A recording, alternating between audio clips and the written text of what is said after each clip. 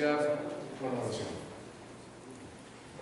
Amado Señor, qué privilegio poder compartir tu palabra. Pedimos que sea tu gracia, tu misericordia, la que nos hable a todos, Señor, comenzando por mí y cada uno de nosotros, para que podamos pensar en el gran Dios que tú eres. Y cuántas veces nosotros no estamos, Señor, respondiéndote a ti como tú esperas que lo hagamos. Encamina los pensamientos nuestros y el mío, y en medio de mis debilidades, Señor, ayúdame a poder presentar a mis hermanos en Cristo esta verdad de tu palabra. En Cristo Jesús. Amén. Para mí fue muy necesario, un poquito más adelante trataré de explicarlo, muy necesario dar una revisada al libro de Pentateuco, Josué y Jueces. Porque a lo que el Señor me llevó fue a un pensamiento que intitulé Fidelidad generacional. Fidelidad generacional. Y cuando nosotros leemos estos pasajes, encontramos tres generaciones que se marcan claramente. A partir de la tercera ya no se ve una marca y una separación, como que ya de la tercera en adelante Israel es lo mismo todo el tiempo.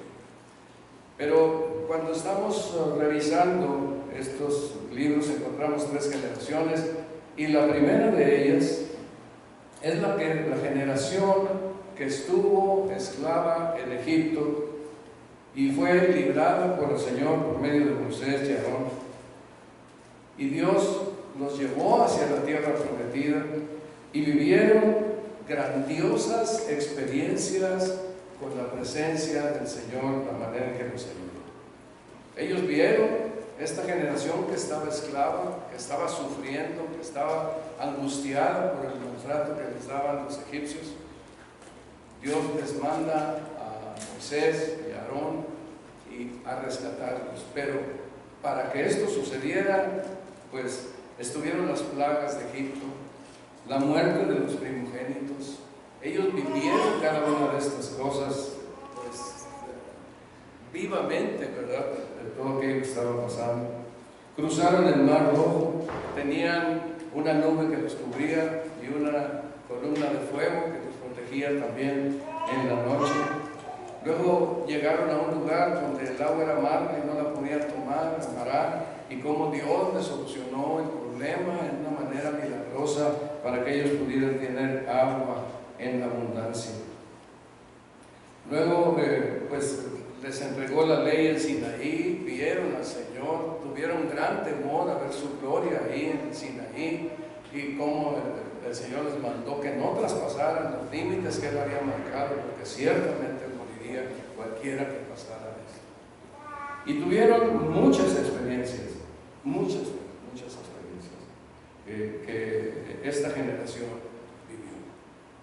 Sin embargo, nosotros encontramos que esta generación fue muy necia, muy dura de corazón, no podía creer en el Señor, y vez tras vez se rebelaron contra el Señor porque les parecía, por ejemplo, cuando van a entrar a la tierra prometida, les parecía que Dios cuando vieron lo maravilloso de la tierra, lo maravilloso de la tierra y lo grande de las personas que estaban ahí y lo fuertes que eran los hombres que estaban ahí, ellos tuvieron mucho miedo y dieron expresaron contra el Señor unas quejas tremendas.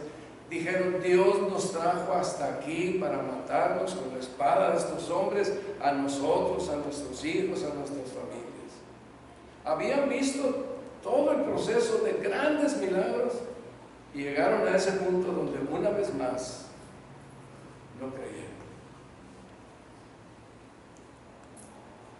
El Señor, después de aquello, hay más cosas, pero después de aquel momento,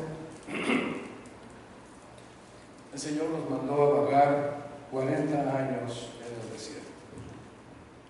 Y ahí estuvieron, hasta que aquella generación que no quiso entrar murió, Y entonces quedó la generación de los hijos de ellos que habían dicho, los van a matar con la espada de estos hombres.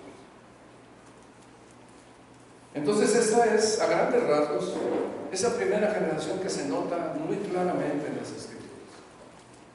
Llegan a ese punto en donde Dios les dice, ya ahora es necesario que esta nueva generación entre a la tierra prometida. Ya terminó aquella generación que se resistió.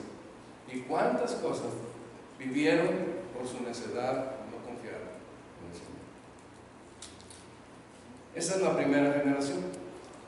La segunda generación que podemos encontrar aquí en el pasaje, en esto nos vamos a entretener un poco más, es la generación de los hijos de aquellos que habían sido esclavos en Egipto.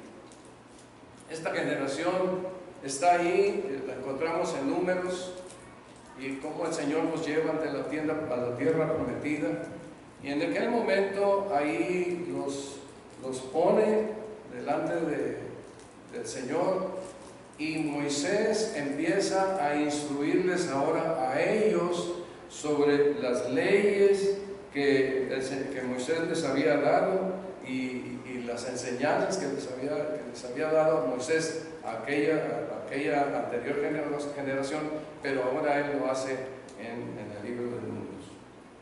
Los comentaristas de las Escrituras dicen que él lo hizo a través de 3 discursos que preparó Moisés para instruirlos.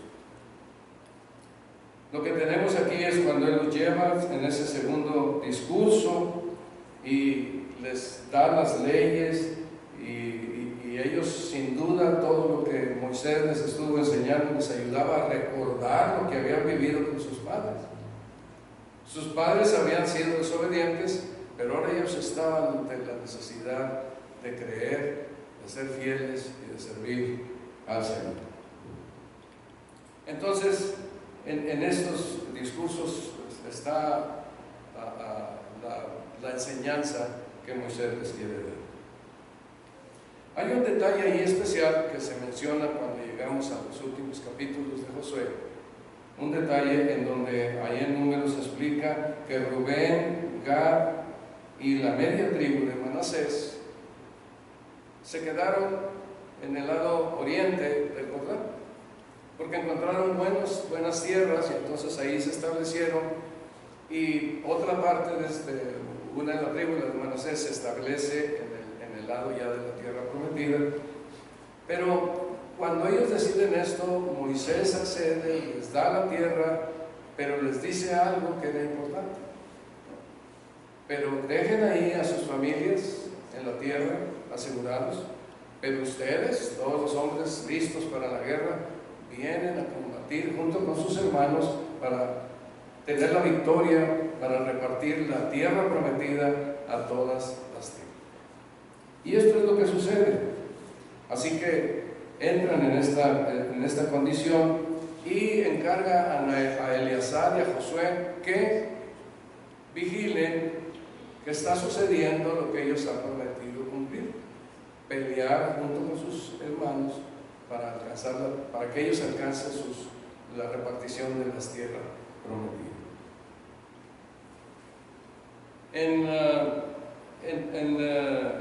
En el capítulo 29 de Deuteronomio, versículo 1, dice la palabra de Dios que el Señor hizo 2 pactos con este pueblo que estaba ahí presente.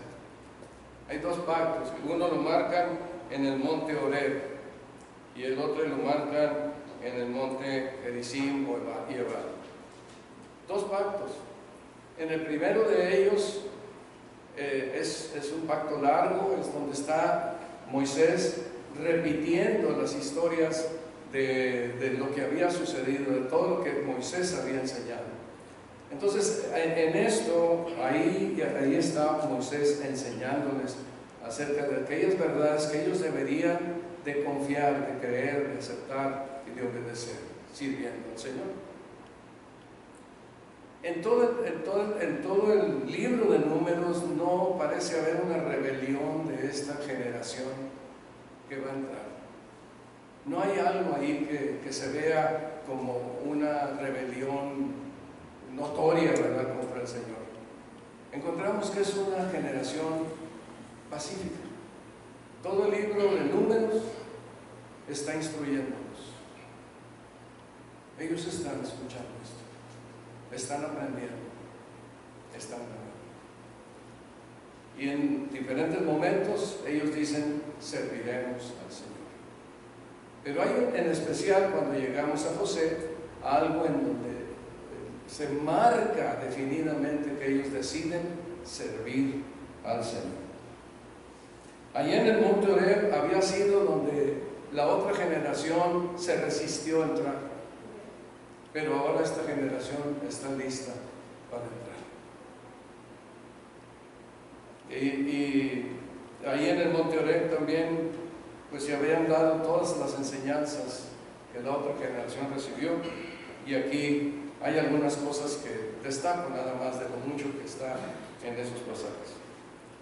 Una de las cosas que presenta Deuteronomio es que le dice Dios a Israel, después de haberle dado los mandamientos, le dice, ama a Dios. Y fíjense, dice, oye Israel, Jehová nuestro Dios, Jehová uno es, y amarás a Jehová tu Dios de todo tu corazón y de toda tu alma y con todas tus fuerzas. Y estas palabras que yo te mando hoy estarán sobre tu corazón, y las repetirás a tus hijos, y hablarás de ellos estando en tu casa y andando por el camino y al acostarte y cuando te levantes, y las atarás como una señal en tu mano, y estarán como frontales entre tus ojos, y las escribirás en los postes de tu casa y en tus puertas. Lo que nos enseña aquí es que la vida cristiana, y bueno, el tiempo para los israelitas, no era obedecer ciegamente y ya. Había que entender que lo que estaban recibiendo ellos como un mandamiento era para su bien. Era algo que necesitaban, era la forma en que ellos podían vivir bien y tener bendición en todos los aspectos, porque eran buenos mandamientos. Amarás a tu prójimo como a ti mismo. ¿Qué malo tiene? ¿Qué malo tiene? ¿Qué de malo tiene? Pero a veces a los hombres no nos gusta. Amarás a Jehová tu Dios de todo tu corazón, de toda tu alma, de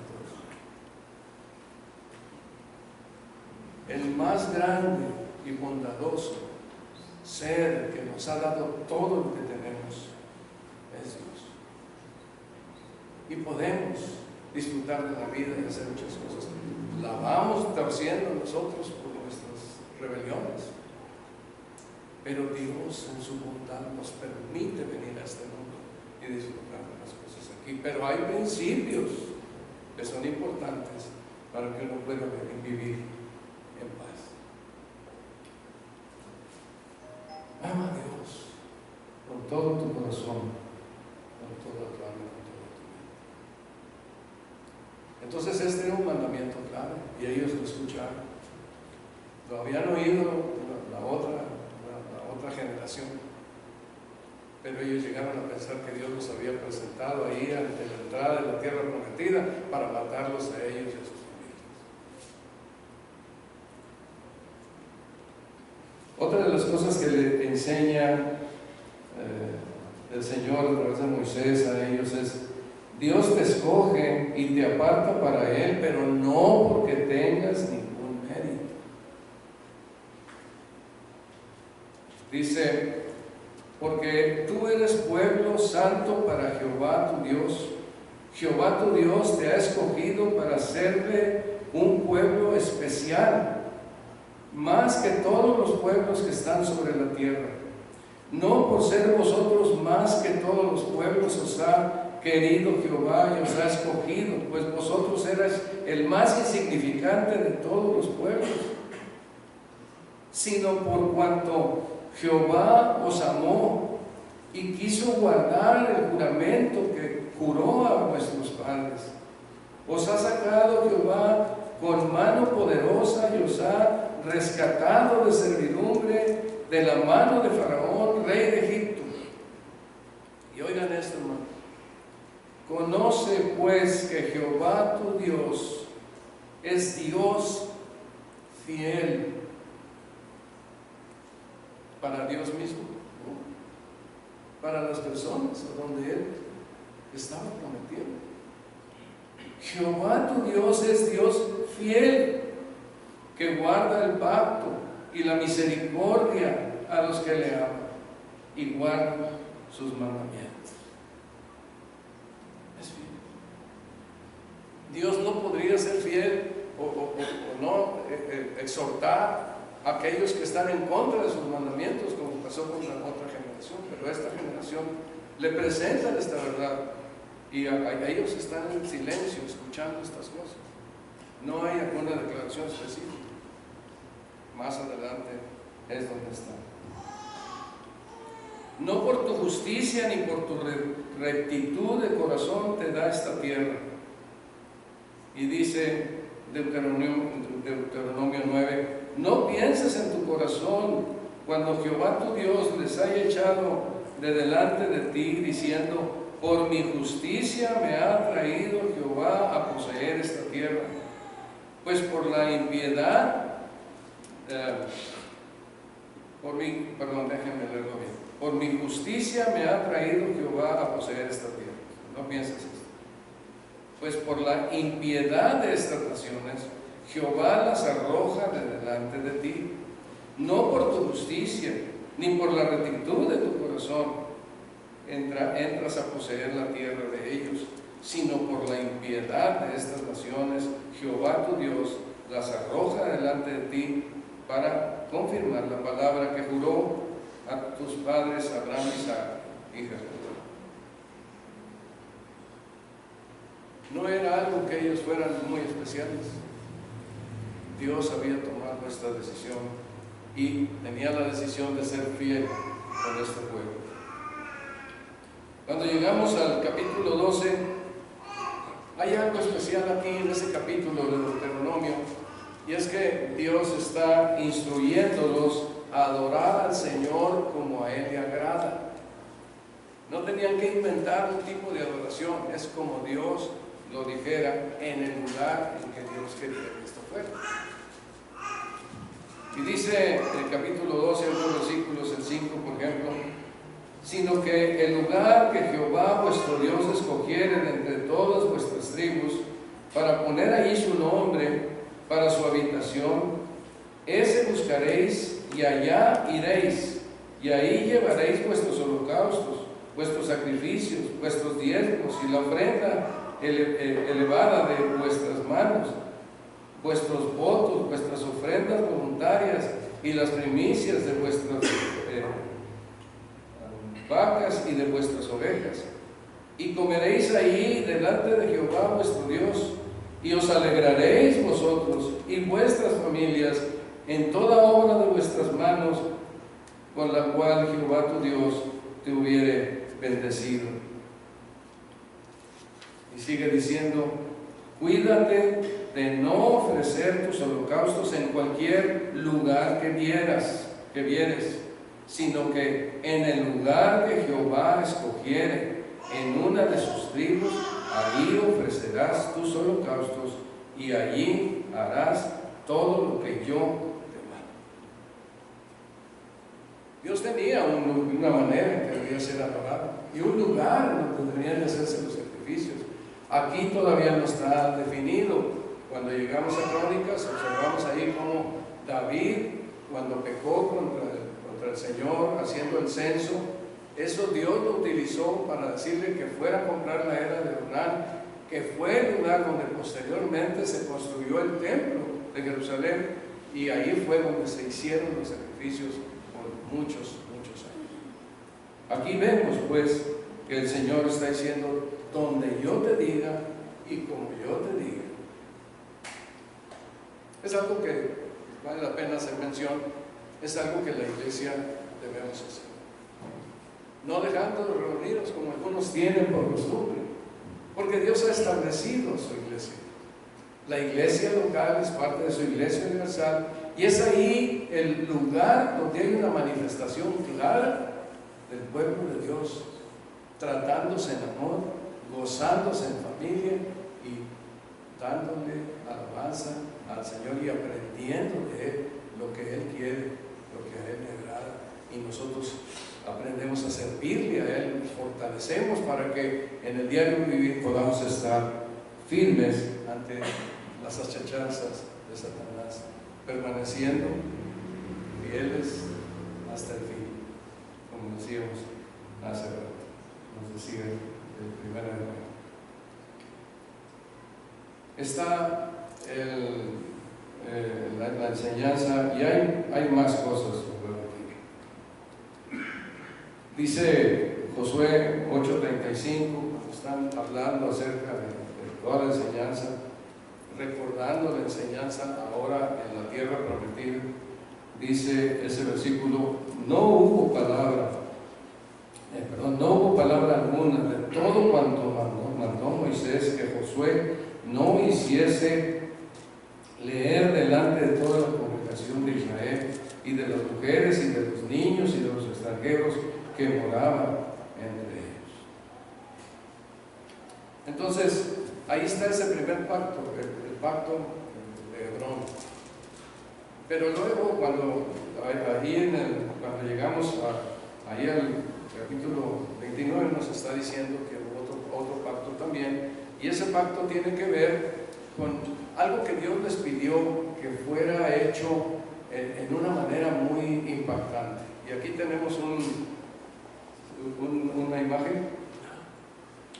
Sí, a ver si puedo explicar la imagen.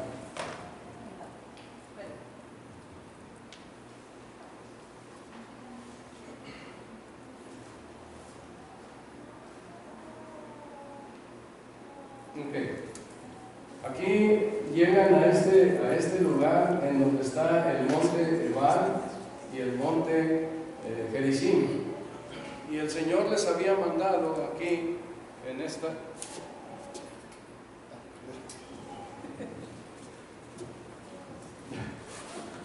y gracias, y el Señor les había mandado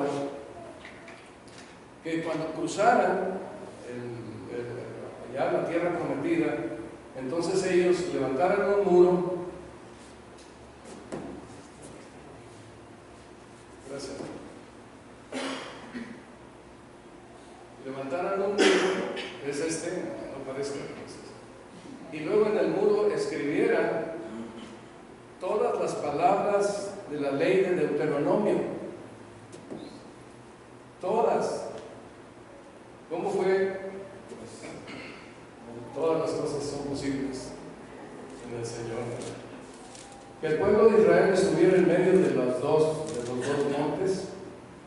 En el monte Ebal habría 6 tribus, y en el monte Gerizim otras 6 tribus. Era importante lo que iban a hacer los líderes de estas 6 tribus.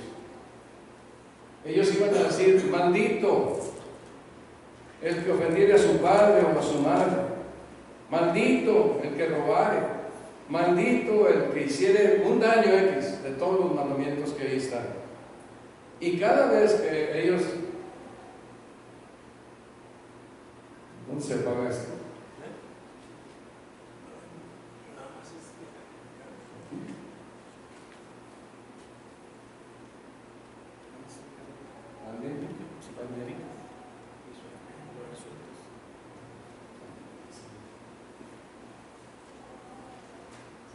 Entonces, cada vez que ellos decían maldito el que hiciere, por mandamiento de Dios, ¿verdad? Todo el pueblo de Israel decía amén. Maldito el que, amén. Maldito el que hiciere, amén. Del otro lado, yo creo que al terminar ellos, del otro lado venían las bendiciones. Pero aquí no hay ninguna respuesta del pueblo, simplemente oyen que Dios iba a bendecir si ellos obedecían al Señor y sus principios. Entonces, esto es lo que representa ese pacto en el monte Ebal. Es un acuerdo, déjenme decirlo de esta manera con todo respeto, Es una especie de experiencia teatral donde todo el pueblo participa para escuchar estas bendiciones y maldiciones. Bendiciones si uno obedece al Señor y sus principios, maldiciones si uno desobedece al Señor y a sus principios. Y sus principios eran: amarás a tus padres, no robarás, no matarás, no harás daño, ¿verdad? No vas a hacer daño. Y si lo haces, maldito eres. Y estaba bien. Entonces, esto es lo que era ese otro pacto. El pueblo entró a la tierra prometida, tuvieron la experiencia de Jericó. Lo que pasó en Jericó, ¿qué pasó? Pues que tomaron la ciudad, se cayeron los muros, la batalla de Jericó. Pero después, cuando van a pelear a Jai, ¿qué sucedió? Perdieron. ¿Por qué? Porque había alguien pecado acá, codiciando lo que era anatema, que ellos no deberían de tomarlo, lo codició y lo guardó en su tienda, y por esa razón afectó la victoria del resto del pueblo. Posiblemente es el único hecho que está marcado de esta generación. Ustedes revisen, y si yo estoy equivocado me dicen. Pero es el único hecho que yo veo de esta generación que está corriendo ahí. Empieza en Deuteronomio, entran a Josué y llegamos hasta Jueces capítulo 2, y ahí hay un cambio de generación, pero ahorita lo mencionamos. Ahora, déjenme decir, pues, esto finalmente es lo que se cumple allá cuando ya entraron a la tierra prometida, después de la acción de Jai, que ya vencieron a Jai, ya se arregló el problema con Acán, y vencen a Jai, y ahí es donde hacen todo pues representación, con demostraciones muy claras, y donde esto sucede. Muy bien, está bien, gracias a mí.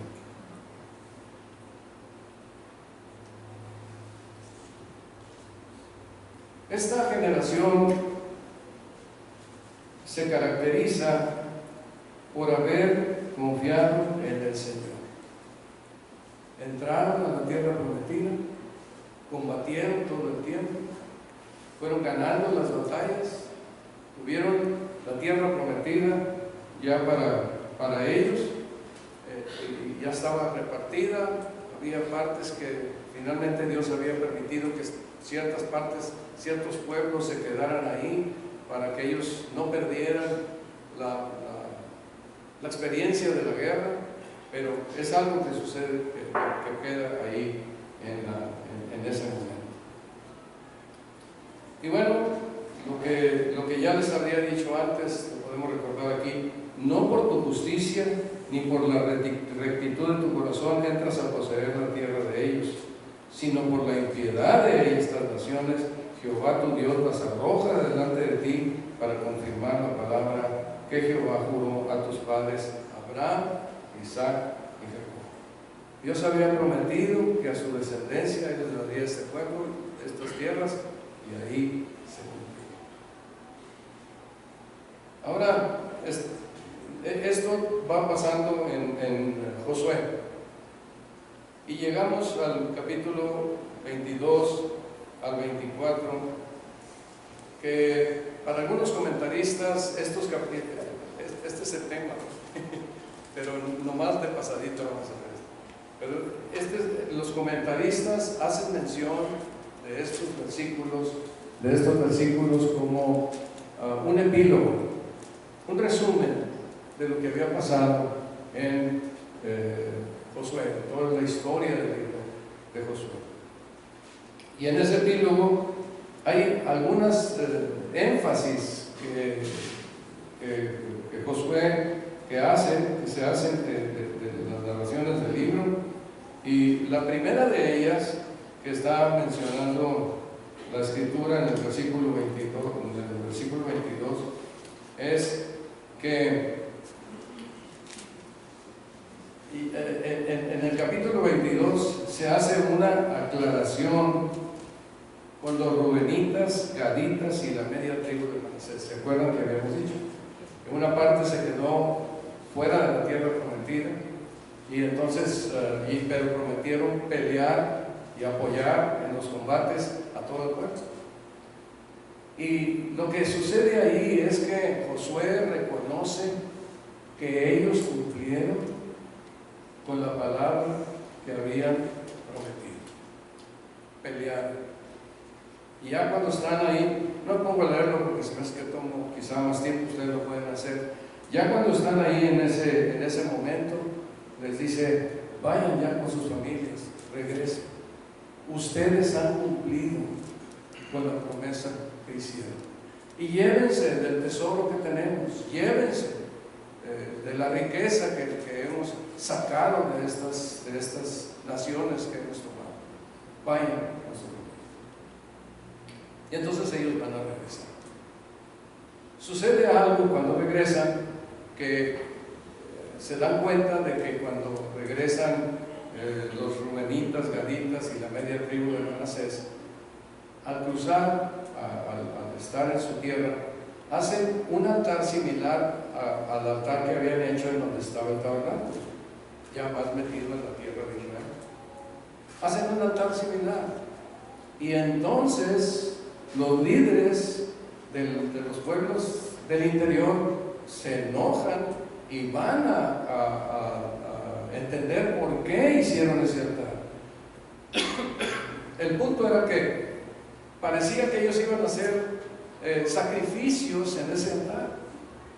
Y entonces ellos dicen: no hagas eso, no vayan a hacer esto, no hagan esto. Acuérdense cómo nos fue cuando Acán, cómo el Señor se enojó contra nosotros. Y entonces ellos les explican: no, nosotros no queremos hacer eso.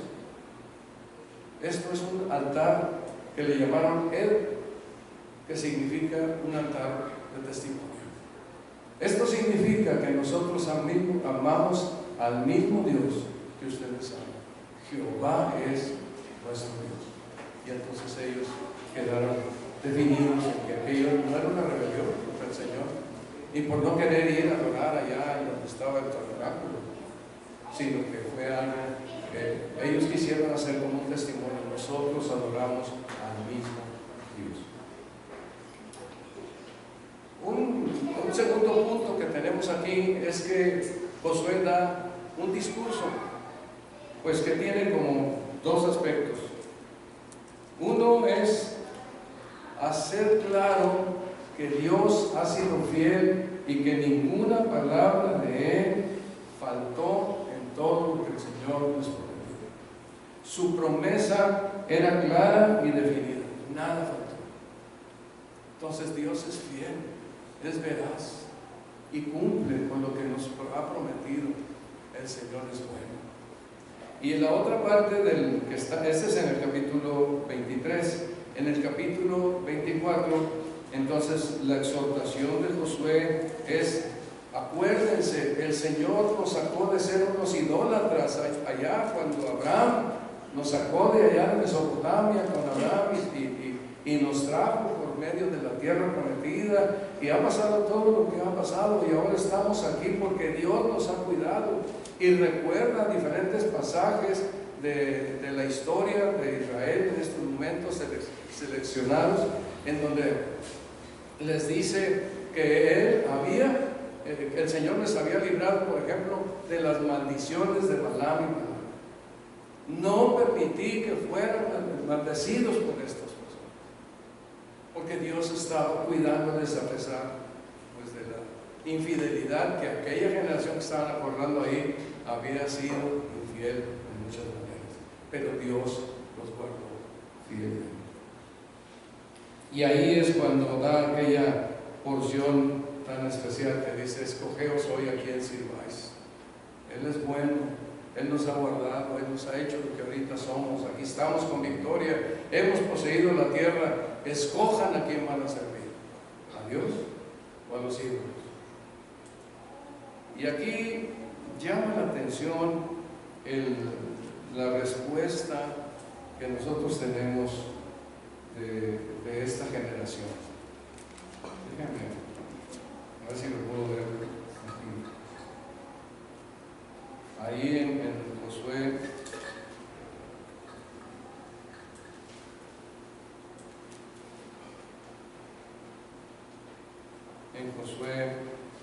ahí en el capítulo 24,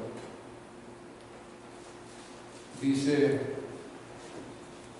el pueblo en el versículo 16: entonces el pueblo respondió y dijo: nunca tal acontezca que dejemos a Jehová para servir a otros dioses, porque Jehová nuestro Dios es, y Él es el que nos sacó a nosotros y a nuestros padres de la tierra de Egipto, de casa de servidumbre.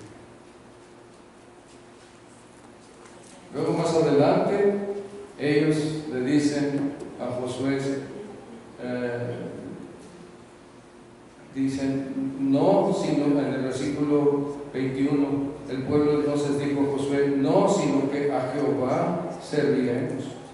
Y Josué respondió al pueblo y le dijo: vosotros sois testigos contra vosotros mismos de que habéis elegido a Jehová para servirle. Y ellos respondieron: testigos somos. Y luego dice más adelante Josué: quitad pues ahora los dioses ajenos que están entre vosotros, e inclinad vuestro corazón a Jehová, Dios de Israel. Y el pueblo respondió a Josué: a Jehová nuestro Dios serviremos y a su voz obedeceremos. Hay una declaración como no hubo en la otra generación. Aquí sí se ve una generación declarando específicamente que servirán al Señor. Y cuando llegamos al versículo 31 del capítulo 24, dice: y sirvió Israel a Jehová todo el tiempo de Josué y todo el tiempo de los ancianos que sobrevivieron a Josué, y que sabían todas las obras que Jehová había hecho por Israel. Lo que llama la atención es esto: sirvió Israel a Jehová todo el tiempo. De Josué, de los ancianos, fueron fieles. No sé qué tan perfectamente, ¿verdad? Pero pues se mantuvieron de tal manera que cuando llegamos a Jueces y aparece la tercera generación, ahí encontramos que hay unas declaraciones muy definidas.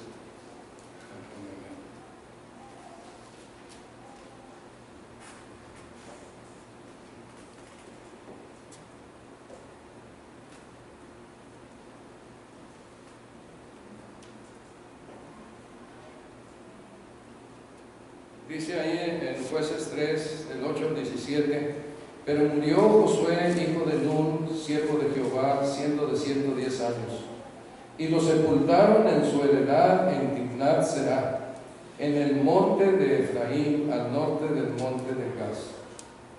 Y toda aquella generación también fue reunida con sus padres, y se levantó después de ellos otra generación que no conocía a Jehová, ni la obra que él había hecho por Israel. Ni la obra que él había hecho por Israel.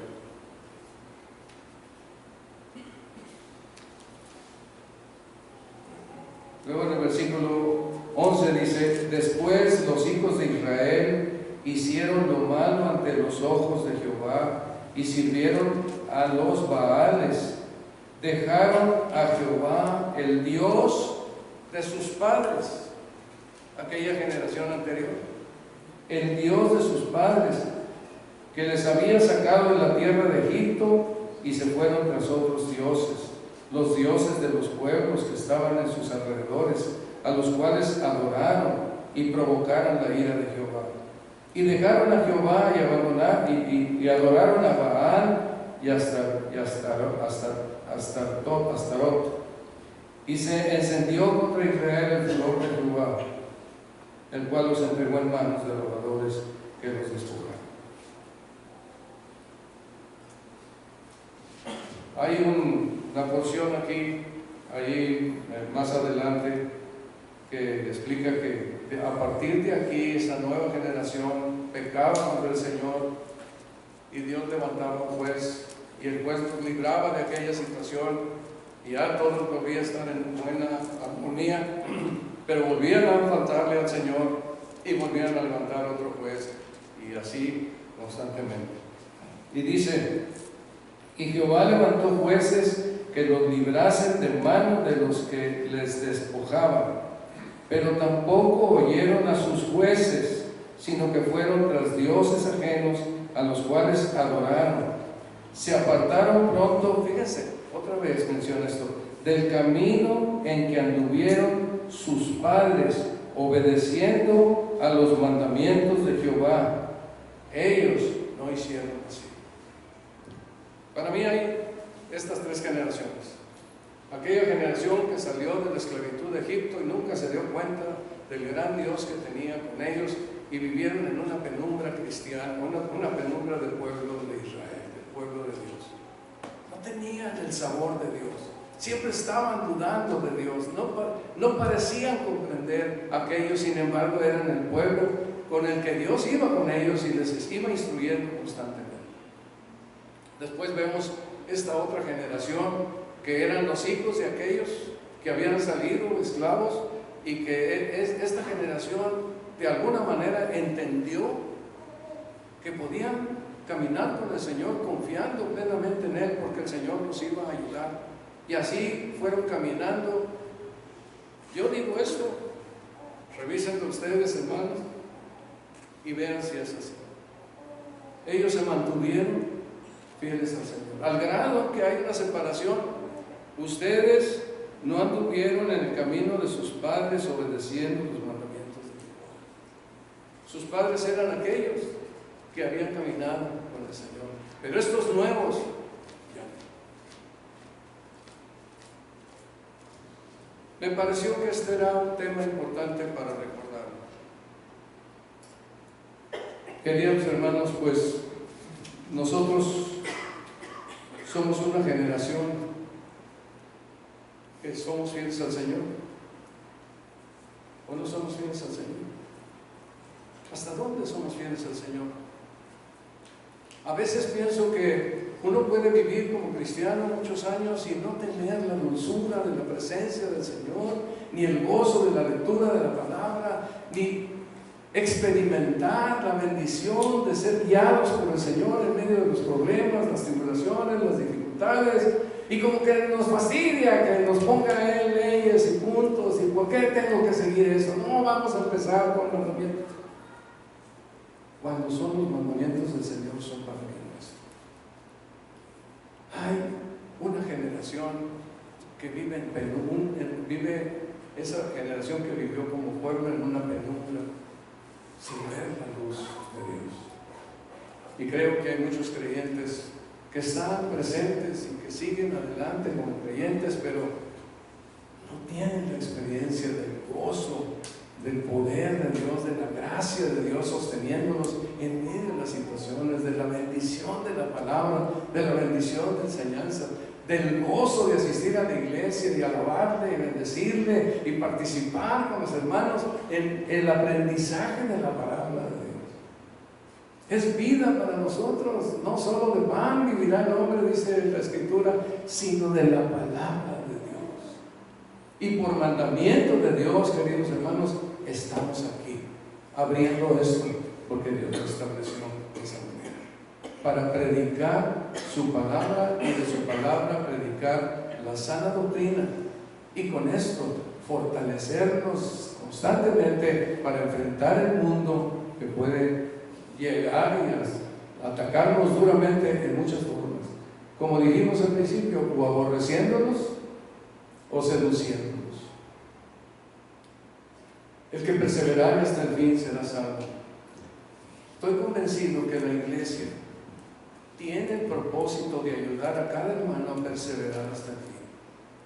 No nos interesa el dinero, no nos interesan los lujos, no, nada de esto. La palabra, la enseñanza, la verdad, porque es vida para todos ustedes y para mí.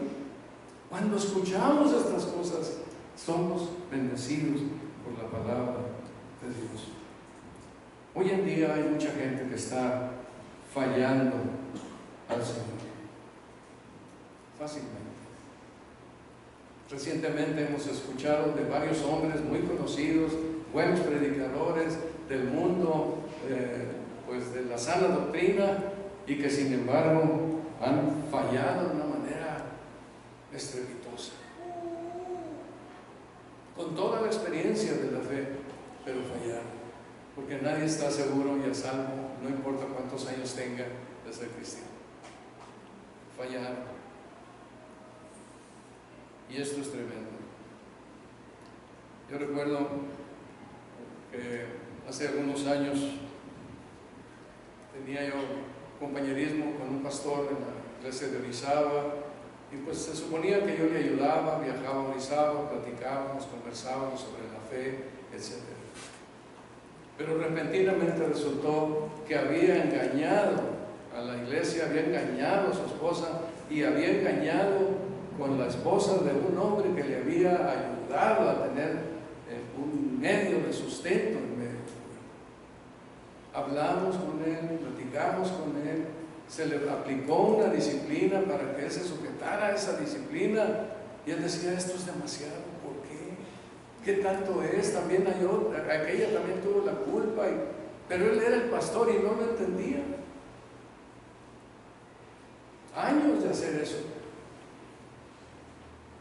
Hubo un muchacho que me buscó un día y me dice: oye, quiero colaborar contigo, dando de enseñanza, apoyándote para enseñar y discipular a algunas personas, etc. Entonces, por favor, ¿me dejas trabajar contigo? Y yo le dije: ¿puedo investigarte un poco? Porque no te conozco mucho. Sí, dice, lo que tú quieras hacer. Conocía yo al hombre con quien había crecido espiritualmente en la iglesia, lo conocía de tiempo atrás, platico con él, buen testimonio, platico con otros hermanos que lo conocían, buen testimonio, platico con personas a quienes les había dado estudio, buen testimonio, y le digo: vamos adelante, hermano, vamos a trabajar juntos. Es una bendición para mí que tú estés en otra ciudad y allí puedas atender a otras personas. Y un día me habla, bueno, no vamos a hacer más detalle, pero un día se descubre que él había ido a dar estudios bíblicos a una familia, a una persona, y ahí estuvo viviendo maritalmente con una persona a quien le daba estudios. Entonces tengo que enfrentarlo, y dice: bueno, pero todo el tiempo me arrepentía.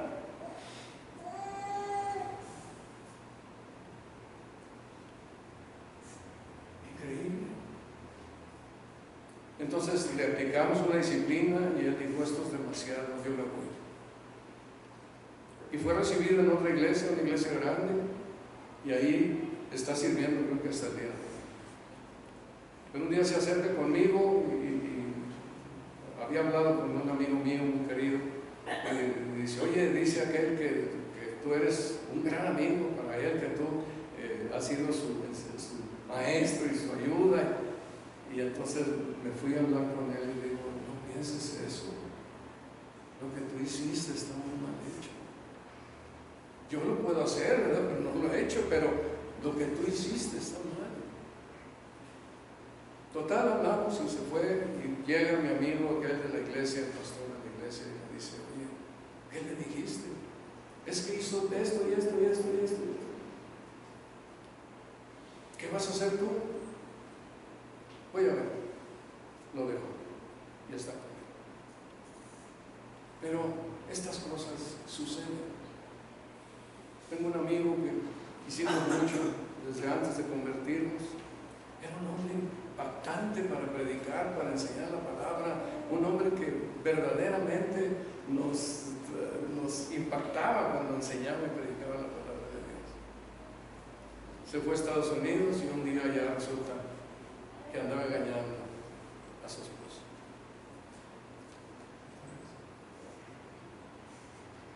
cuando hablo con él, le digo, acuérdate de los aguacates allá de Jeremías, el plato de buenos, de higos.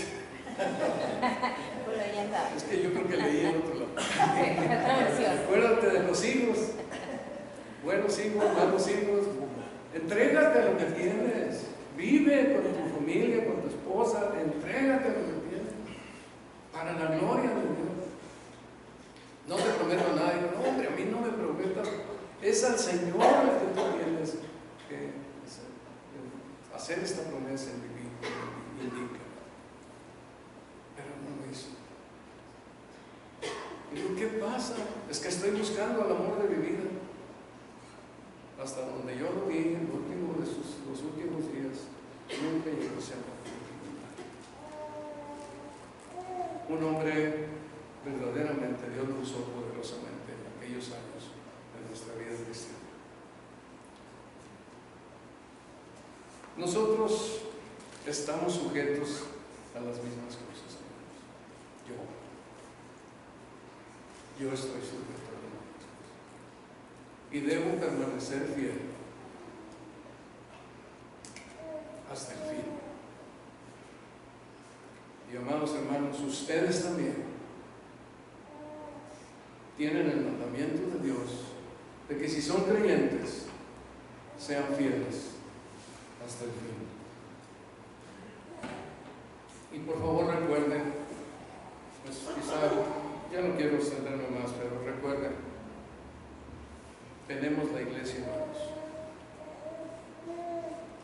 Yo a veces pienso que si uno no tiene lectura de la Biblia en la iglesia, o pensamiento acerca del estudio de la Biblia, probablemente muy pocas personas estén leyendo su Biblia todos los días.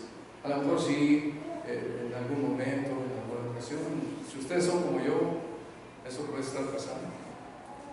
Es fácil no leer la Biblia, pero la iglesia nos motiva a leer la Biblia, nos motiva a ponerle atención. Y también en la iglesia nos animamos unos a otros porque nos amamos unos a otros. Y en la iglesia nos estimulamos al amor y a las buenas obras.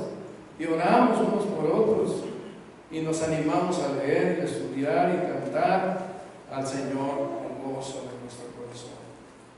Y hermanos, qué gozo es vernos aquí y pasar un tiempo hermoso de compañerismo unos con otros y observando sus vidas, que cómo nos enseñan y también impactan nuestras vidas cuando estamos observando lo que el Señor hace a través de cada uno. Seamos fieles al Señor, hermanos. Adorémosle como a Él le agrada. Que la iglesia tenga significado para ustedes. A veces pareciera que uno puede pasar sin la iglesia un mes, 2 meses, no pasa nada. No, sí pasa. Anímense y animen a otros, porque la iglesia es buena para nuestras necesidades espirituales. Dios la estableció con esa consigna de que nos mantengamos ahí, nos ayudemos, alentemos, nos enseñemos, todo esto en la iglesia del Señor. Así que pues andemos en estos caminos que son de nuestro Señor Jesucristo. Déjenme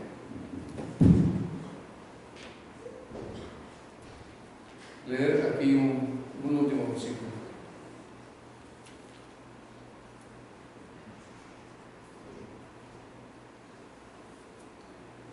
Dice ahí en el versículo, en el capítulo 23, versículo 11, dice, después lo vamos a leer a manera de doxología, pero guardad pues con diligencia vuestras almas. ¿Guardarlas cómo? Con diligencia. Eso significa como cuando trabajamos para ganar dinero, vamos a ver, hacerlo bien. Con diligencia vuestras almas, para que améis a Jehová nuestro Dios. Él nos ama y todo el tiempo lo podemos decir, pero lo amamos nosotros. Lo amamos nosotros. Esta es una necesidad importante para nuestras almas. Por eso nos dice aquí que con diligencia guardemos nuestras almas para que améis a Jehová vuestro Dios. Andemos en sus caminos diligentemente para que amemos al Señor, para que lo conozcamos. Oremos, hermano. Amado Padre Celestial, cuántas gracias te damos por lo que vemos en tu palabra, y te rogamos en el nombre precioso de Jesucristo que nos ayudes a caminar así como dice aquí este pasaje, que con diligencia guardemos nuestras almas, caminando en tus principios, conociéndote en tu palabra, en tu doctrina, en la enseñanza, andando, Señor, paso a paso contigo, conociéndote en la comunión de la iglesia, en la adoración, en la alabanza, para que te amemos, oh Señor. Guíanos para que amemos tu precioso nombre por la bondad tan grande que tú tienes con nosotros constantemente. Bendito sea tu nombre. En Cristo Jesús. Amén. Muchas gracias.